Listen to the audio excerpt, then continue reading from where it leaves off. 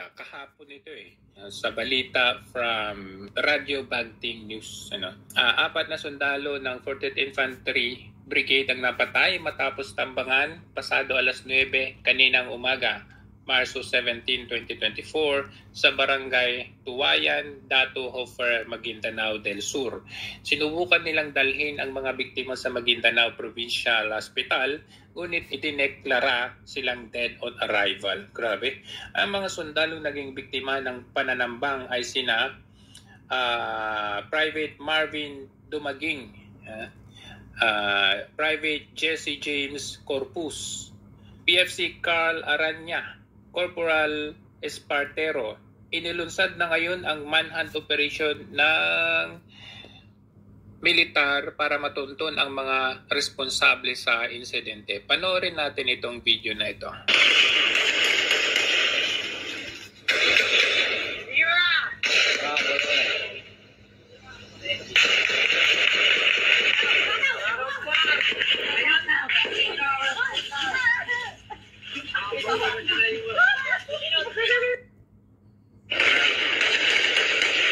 So, makikita nyo dyan, naka-ready na yung video.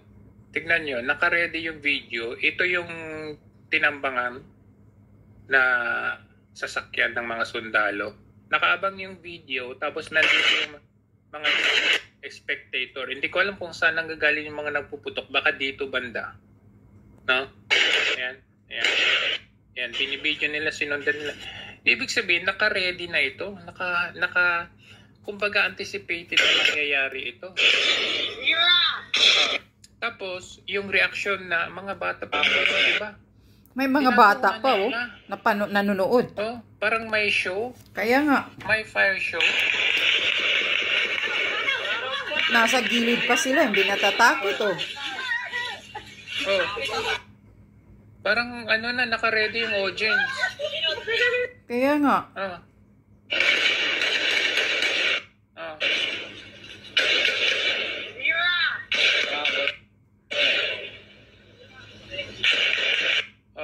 Anong komento natin dyan? Grabe ito. Ito lang Marcos, you have to address this issue, internal issue ng bansa natin.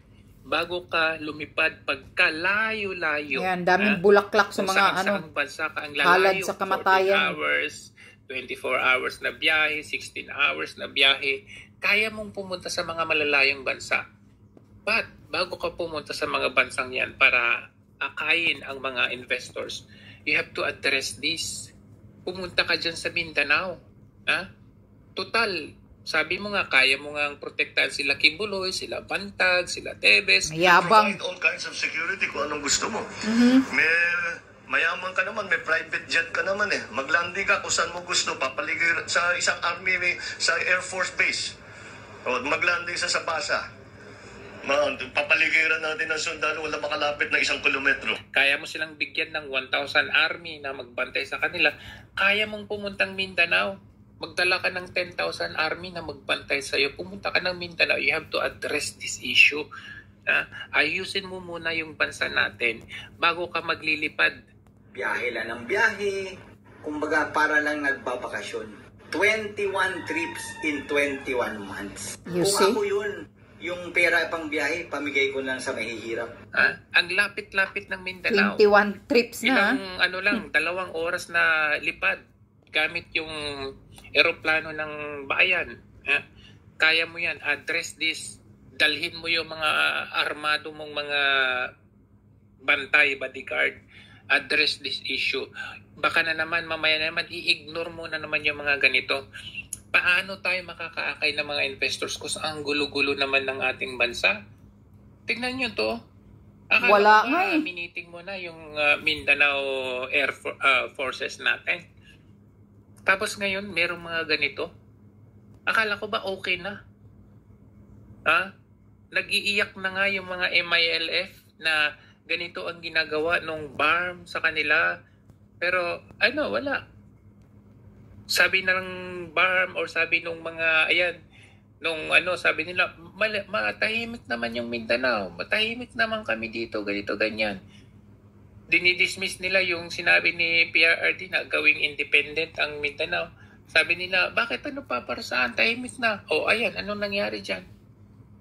Kaya Mr. Marcos, kailangan i-address mo ito. Huwag mo na namang ignore kagaya pag-i-ignore mo doon sa laglag bala issue. Paano tayo makakaakay ng investors kung yung ang lapit-lapit na nga na lugar natin, mga sako na hindi mo napupuntahan, yung mga yung Marawi, ano yun, bombing, hindi ka pumunta, hindi ka mahagilap kung saan ka, yung pala nasa kasalan ka. Kailangan mong ipakita na meron kang malasakit sa bansa natin. Otherwise, hindi ka makakaakit ng ating... Yun nga eh. Yan din ang komento ko. Kung matino kang Presidente Marcos Jr., sana sinusunod mo yung ginagawa ni PRRD. Kung talagang may malasakit ka sa taong bayan, lalo na dyan sa mga kasundaluhan natin, na nagsiservisyo para sa katahimikan ng bansa natin, sila ang andyan 24 hours, nagprotekta para magkaroon ng peace at maprotektahan ng mga taong bayan na walang mga mangyayaring atake sa kanila. Pero ikaw wala ang pangpakialam, parang wala lang sa'yo. Yung namatay doon na mga sundalo, una yung si Sara lang ang nagpunta. Tapos yung 4 na tinambangan na inaambush na magpunta daw yun ng palengke, itong 4 na to, inaambush Kaya pinapakita ko kasi nakukuha ni Juju itong video na parang sinasadya.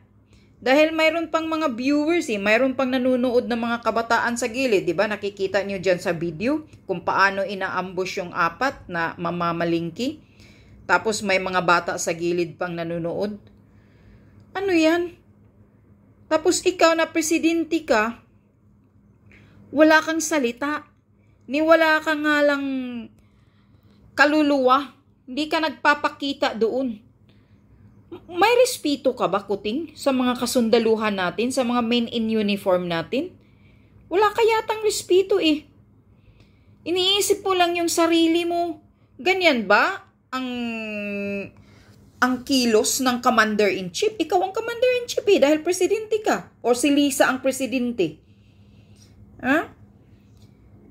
Kaya hindi mo ina-address ang lahat ng mga nangyayari sa mga kasundaluhan natin. Kawawang kasundaluhan natin. Tapos ngayon, itong pinapahamak mo na kami. Pinapahamak mo na ang Pilipinas sa gulo na to. Nagpapalagay ka ng idka. Ano ngayon? 'Di ba? Masyadong umiinit ang isyu. Dahil din, isa dyan yung mga mainstream media na nagsasalsal ng mga balita, lalong nagpapainit sa isyu. Magaling talaga kayo para dilawan at ikaw, Marcos, magkaparehas kayo ng mga utak, magkaparehas kayo ng mga style naggagamitin ang mga mainstream media. Lalo na sa ginagawa ni Tambaluslos. Una munang mga mainstream media. Yan ang ginagawa ninyo. Nakakainit yan Kaya lagi tayong dinidikdik. Lagi tayong binubuli ng China ngayon. Dahil sa ginagawa mo, Bongbong Marcos. Umayos ka kasi. Ayusin mo kasi muna to. Huwag ka munang lilipad-lipad kung saan-saang bansa ka. Naririnig ko na naman, lilipad ka na naman kung saan yung sa susunod na buwan ata, itong buwan na tong April. Walang mangyayari yan, Kuting. Yung lilipad-lipad mo, hindi ka makakaakit ng investor. Kung ang bansa mo, sarili mong bansa, magulo, hindi mo na nagagawa ng solusyon, lalo na ngayon, ang China, wala kang solusyon, ang ginagawa mo, nagpapauto ka, sa mga kano dyan, tapos hindi ka man lang makipag-usap sa China, na para sana hindi matuloy itong init na gulo ng dyan sa West Philippine Sea, pero wala kang ginagawa, Kuting. Inutil ka talaga. Talagang napaka-inutil mo, napaka-weak mo, napaka-bubo ng utak mo. Ha? Sino ba? Mag-isip ka, Marcos. Sino ba ang gustong mag-invest sa bansa natin kung ganitong klase ang bansa natin? Isip-isip ka, ulul. Ha? Kung ganito ang bansa mo, pagdating sa airport, wala nang safety yung mga gamit nila, nanakawin na. Mayroon nang magbubukas ng airport, bumalik na naman ang tanimbala. Madumi na airport, may mga surot, ipis, kung ano-ano pa dyan. Tapos pagdating sa inspection, hindi mapagkatiwalaan yung mga dyan, official dyan. Baka mawawala pa yung mga mga gamit nila. Ninakawan nga ninyo, ninakaw nga yung mga gamit ng nasa loob ng bagahe. Number 1 yan, ayusin mo yan. Respetuin mo lang, i-command mo lang doon sa sinong ginayupak na sekretary dyan na si Bautista, sabihan niyang DOTR na yung mga lahat ng mga tao na nasa airport, kailangan disiplinahin na wala ng ganyang mga isyo. Una mo yung pansinin, bigyan pansin, BBM, yung airport, para ka makaakit ng mga investor. Kasi buong mundo, maririnig yung isyo na yan, malalaman nila. Akala mo mayroon kang investor maaakit kahit kung saan ka pang palipad-lipad na ulul ka, wala kang maaakit na investor. Yang mga salita mo, ganito, nag-pledge ng trilyonis o ilang trilyonis, saan na? Saan yon? Huwag ka munang magsalita na hindi pa nangingitlog ang manok. Pledges lang yan, Kuting, para kang bata. Sinabihan ka ng ina mo na bibilihan kita mamaya ng kindi, tumahimik ka na sa pag-iyak mo. Pero hindi mo pa alam kung talagang bibili o hindi. Yun. Pledges pa lang yan, wala pa tayong nakikitang trilyonis kung talagang papasok sila sa atin. Yan ang tandaan mo. Uto-uto ka nga talaga. Pati kami, pagdating mo ng Pilipinas, gusto mo rin kaming utuin. Gusto mo ring budulin, uto-utuin, tanga, gawing tanga ang mga Pilipino.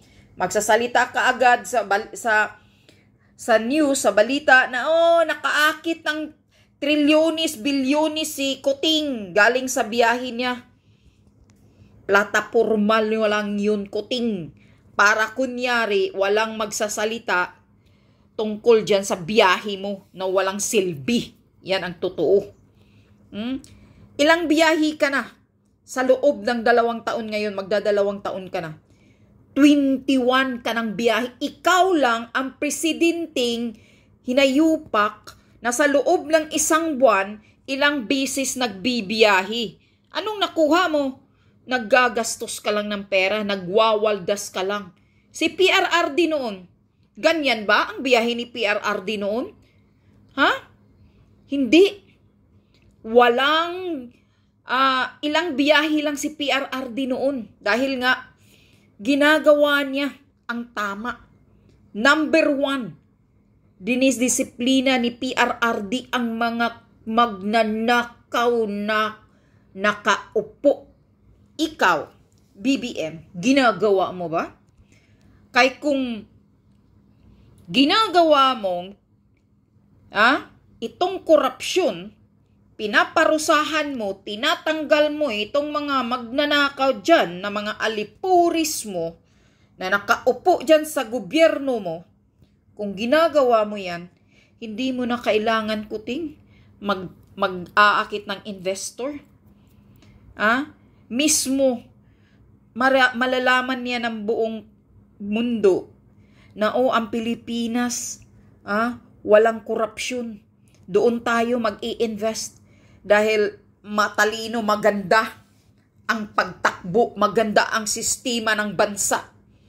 Siguradong maayos ang investment natin doon. Ganun yun, Kuting. Pero sa ganitong sitwasyon, na left and right ang mga korupsyon, paano ka makaakit ng investor? Matatakot yun, syempre. Dahil iniisip nila ay, ang daming korupsyon. Mahirap yan. Paano tayo makabalik ng pera natin dito kung mag-i-invest tayo sa Pilipinas? Number 3, kriminalidad. Yung mga patayan, kahit saan, kidnapping, droga. Puksain mo lang itong mga issue na ito, Marcos Jr. Marami nang mag-i-invest sa bansa natin. Bakit sa panahon ni PRRD, pinupuksa ang droga? Ibalik mo yung war on drugs, Bongbong Marcos. Hindi mo ba napapansin ngayon? Maglakad ka nga sa kalsada, ginayupa ka.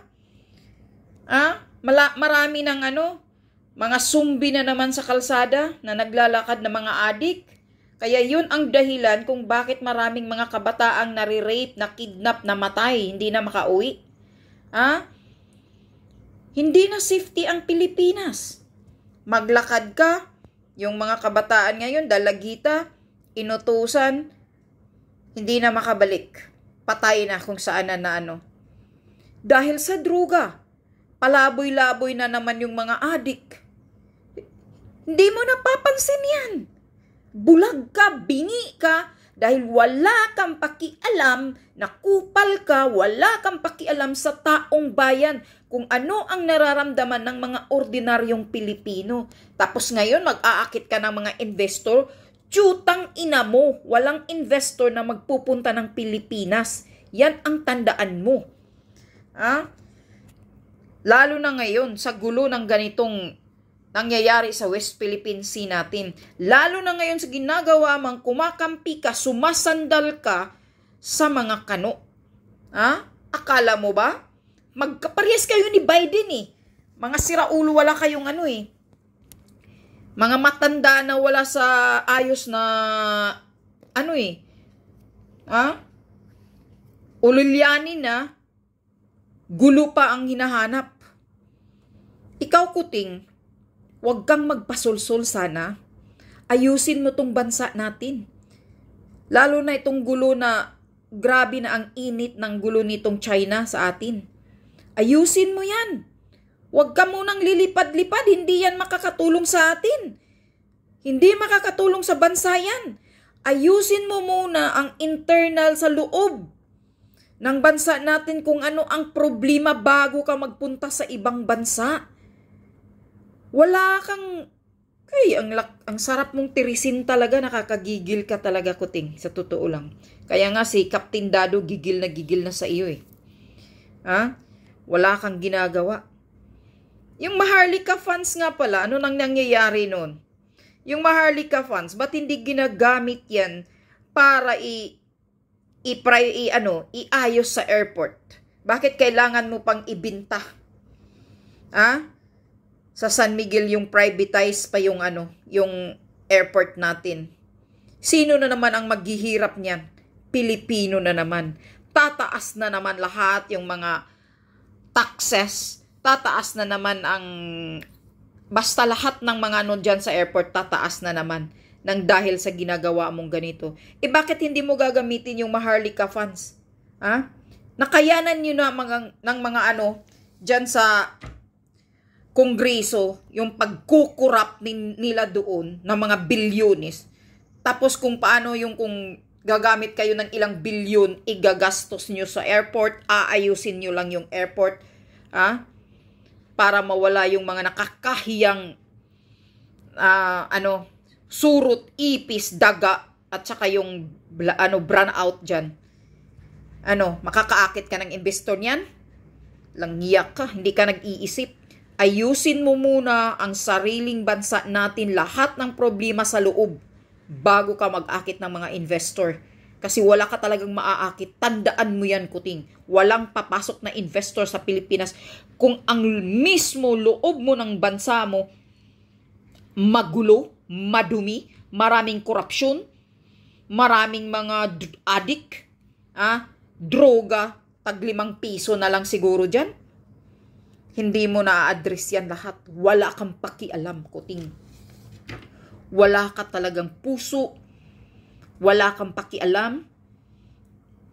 Ang ginagawa mo ngayon, sa tingin ko lang, sa observation ko sa'yo, na nakaupo ka, parang sinamantala mo kaming lahat, na para lang maipapakita na ang Marcos nakabalik din sa panahon, at least sa pagtaboy ninyo sa amin sa Hawaii noon ng pamilya ko, at least nakabalik din ako, nakaupo din akong presidente. Yan lang yun, kuting, ang nasa utak mo. Kaya lahat ng kilos mo, lahat ng ginagawa mo, wala kaming kwenta sa iyo bilang presidente ka. Ganun ba ang isang leader? Kaya hindi na namin kaya, kuting, tama si Captain Dado. Hindi na namin kaya, jutang ina ka, mag-resign ka na, lumayas ka na dyan, bago mangyayari ang hindi dapat mangyayari na. Sabi pa nga ng iba, mayroon nang nagbabalak na mag-revolution. Sana nga, magkagulo, hilain ka na dyan. Kasi hinayupak ka naman eh. Wala ka namang kwintang presidente eh. Papasikat ka lang sa buong mundo. Nagpapakita ka lang sa buong mundo na, ako ang anak ni Ferdinand Marcos, na kahit tinataboy ng mga tangang Pilipino noon, nakabalik din ako, binubuto din ako ng mga bubo at tanga, nakabalik din akong nakaupo bilang presidente. Yun ang ginagawa mo, kaya ka nagpunta-punta sa ibang bansa, dahil binalik mo lang yung amoy tain ninyo, mga Marcos. Yun.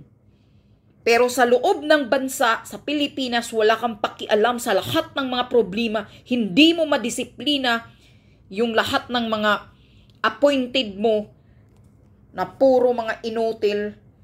Ang korupsyon, wala kang ginagawa. Hindi mo matanggal-tanggal si Tambaloslos. Dahil siguro hawak ni Tambaloslos ang alas sa iyo, kuting. Sana nga may palabas na yung polvoron video mo para magsisimula na ang pag-aararo sa'yo. Sinayupak ka, nakakainis ka.